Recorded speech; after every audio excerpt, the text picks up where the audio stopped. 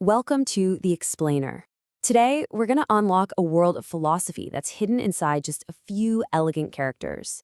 We're diving into a classical Korean poem, a hansi, and we're going to see how it uses ancient stories to talk about a really modern idea. How do you find peace when the world feels chaotic? Okay, so here it is. This is Gwan-o, which means watching fish, and it was written by an 18th century Korean scholar named Deuk-gong. Now, if you're new to Hanja, those are the Chinese characters used in classical Korean, this might look a little, well, intimidating. But don't worry, stick with me. We're going to take it apart, piece by piece, and then put it all back together to see the incredible meaning hiding inside. All right, let's get into it. So the poem kicks off by setting a scene of just absolute stillness. This very first line, which you'd read in Korean as 담상관 오체, paints a super specific picture with only 5 characters. And this is what's so cool about studying Hanja. Each character is a building block. So when you're learning, you learn the which is the Korean sound, and the tit, which is the meaning. So we have dam, that's the pond, sang, meaning on or above, gwan, to watch, o is fish, and cha is place. See how they stack up? So when we put those blocks together grammatically, we get at the place on the pond for watching fish. And that's important. The poet isn't just randomly at a pond. He's at a place for watching. He's setting a mood of quiet, deliberate observation right from the get-go. The next line, si bul gong, takes that feeling of stillness and respect and just deepens it. The poet is so in the moment, so immersed in the scene, that he basically becomes a part of the silence himself. You see the character for time. Si is repeated, so it means sometimes or from time to time. Then you have bul for not and gum for to dare. But the real star of this line is that last character, gong. It's a very specific word that means the sound of a footstep, so the poet is saying he bul gum. He doesn't even dare to make that sound. The whole thought then is sometimes I dare not even make a footstep sound. You know, this isn't just about being quiet. It's an act of deep reverence. The poet is trying to see nature as it is, without imposing himself on it, without disturbing its perfect natural harmony. And now, our focus zooms in on the fish themselves. The poet describes them touching by chance, maybe getting a little startled, then playing around, then suddenly getting frightened. It's this beautiful little snapshot of the spontaneous, unfiltered nature of life itself. And okay, this is where things get really fascinating.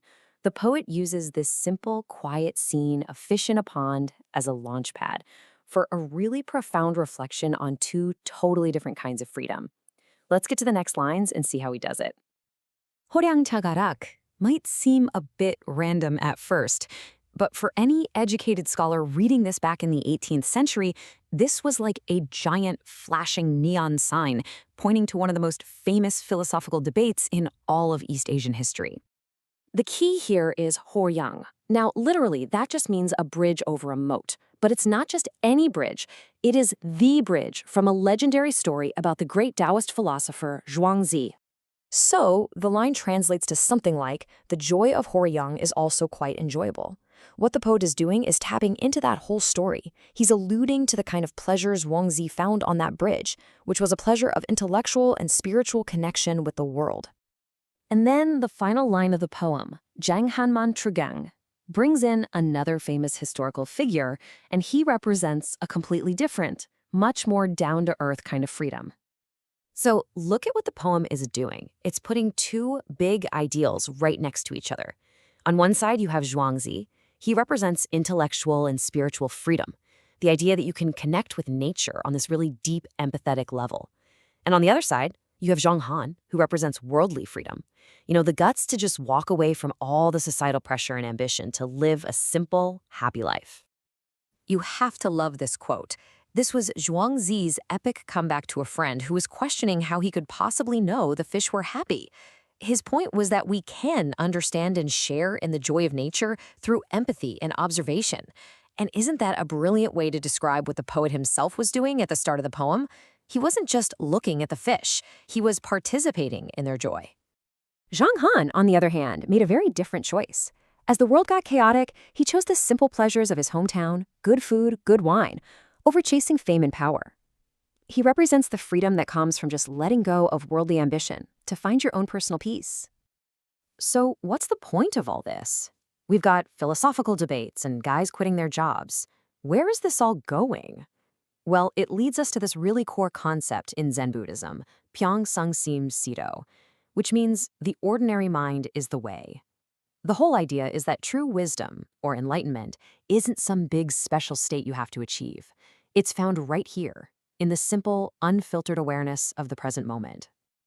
The poem, in just 8 short lines, basically lays out a roadmap for us. It starts with that simple, quiet act of watching the fish.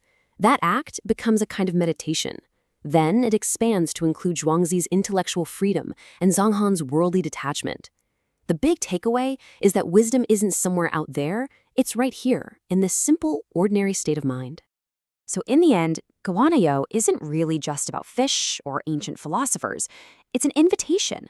It's asking us to find our own place of quiet observation, to connect with the world around us, and to think about the idea that maybe profound wisdom isn't in the next big thing we achieve, but in the simple, ordinary moments that we so often just let pass us by.